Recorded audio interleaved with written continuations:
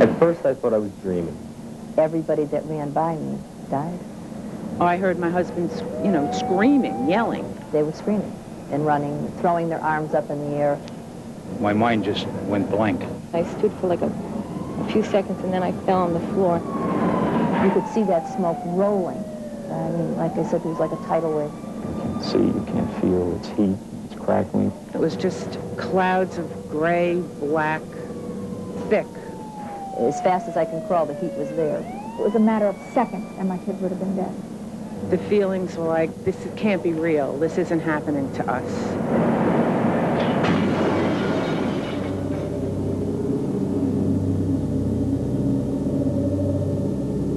The voices you just heard are voices of people who never dreamed they would ever be in a fire. They survived because they planned to get out alive. Some simply were lucky, just like the people in this apartment. The flames which swept through the building that was here left these 50 homeless. It also left 4 dead, including a 14-month-old girl. Some people survived because they knew what to do when the fire struck. One family used the door to save their lives. Another man went back into the smoke. He died. 15 of the residents were saved because they had smoke detectors. But luck is just not enough, because this year, 60,000 Americans will be severely burned in fires, and 6,000 of you will die in fires. That's because you were never brought up to understand what a real fire is really like. Now, what you're about to see might frighten you, but remember this. Fear and respect of fires could save your life. It's already saved hundreds of lives, and that's why McDonald's, First Alert, and WCBS TV are bringing you this. Plan to get out alive. I'll feed it to you. So what can you expect if you're in a fire? There are 4 basic facts you must learn if you are to survive a fire. First, a fire is black. You won't be able to see in a fire. Second, the smoke and the gas will kill you, not the flames. Third, the heat is so intense it defies description.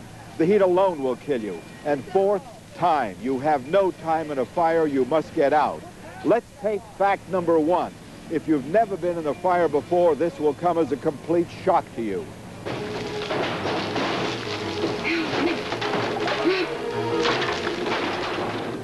If you think this is what a real fire is, you're dead wrong. It's what the movies and television have led you to believe a fire is like. They have to do it with enough smoke and fire so you can see the action and the drama. But a real fire is this. The same scene. Screaming, noise, burning, panic, the blackness. In a real fire, you are blind. To your horror, you will learn that in a real fire, you cannot see. Fire is black. It is not light. Black wasn't even a color black. I couldn't see my hands in front of me. You see nothing. You just feel heat and cracking. It's extremely dark. It's hot. It's scary. Sooner or later, according to statistics, each one of us will experience the terror of a serious fire. What's it feel like? First, forget about what you think a fire is like. Let us take you into a fire. It's frightening. To help you survive if it happens to you, we went to the New York City Fire Department Training Center, where firemen are taught to survive. This is part of what a fire is really like. Can you see me? To the left. I'm totally disoriented now, and I've only come in, what? Okay, now I want to stand here for a minute to see, whoops, I'm hitting something. Okay, I can see what you mean. I have to feel around. But let me just turn toward the camera, where my cameraman, Nick Fisher, is. He's somewhere in front of me. Nick, I don't know whether you can see me. I can see a light over a camera, and you're about, what, a foot away from me. You're less than a foot. You're right on top of me, and I can't, there, okay, I see the front of the camera now.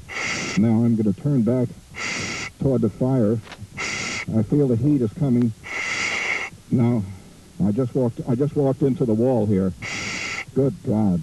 But I'm totally, it feels good to see the fire. It's crazy as it seems because it gives me a point of reference.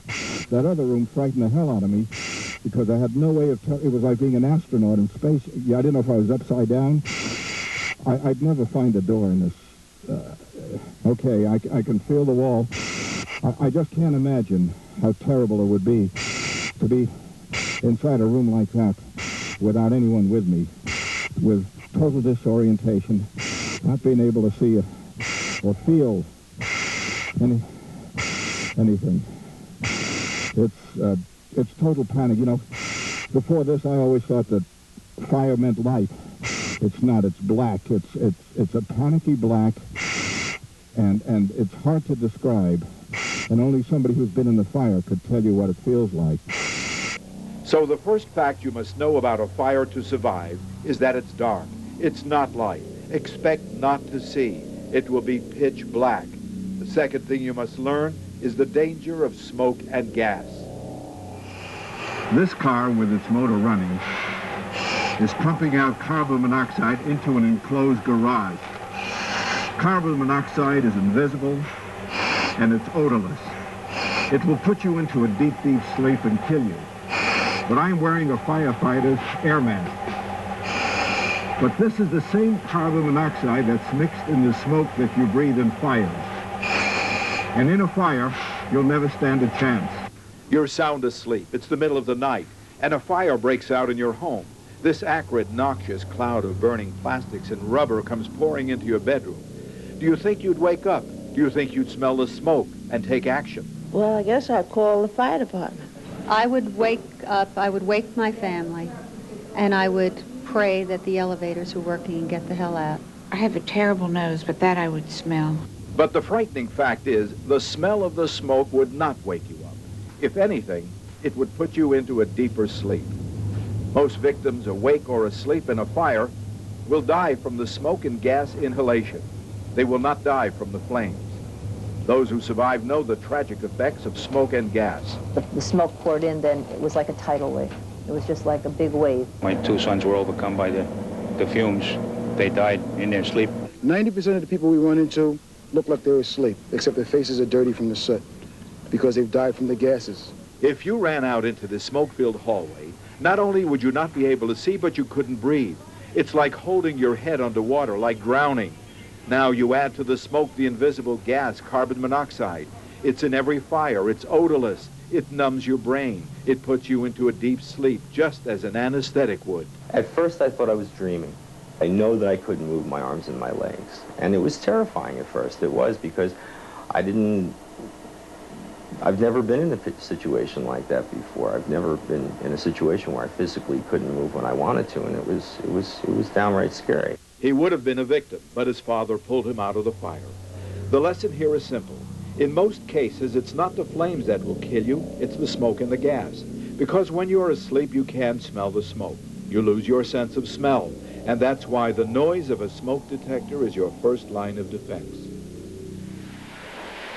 The third fact you must learn to deal with is the heat. Your body simply stops functioning. You die within seconds from the heat alone. It is indescribable. It hits you like being hit by a Mack truck. It's so hot that there's no way to explain it. Watch what happens in a specially controlled fire. The couch is burning. At 150 degrees, your body will stop working. Your lungs will literally vaporize. You'll fall unconscious. In this living room, the fire has been underway for slightly over a minute, and the temperature in that smoke layer is an unbelievable 700 degrees. Instant death if you stuck your head into that smoke unprotected. The heat in a fire is mind-boggling. As fast as I can crawl, the heat was there, and the bottom of my shoes were melted. The heat was so intense that it cracked the porcelain utilities in the upstairs bathroom. If you breathe air that's 150 degrees, it would scorch your lungs and kill you instantly. Overhead in the darkness, it's well over 600 degrees. It's hot enough up there to melt wiring.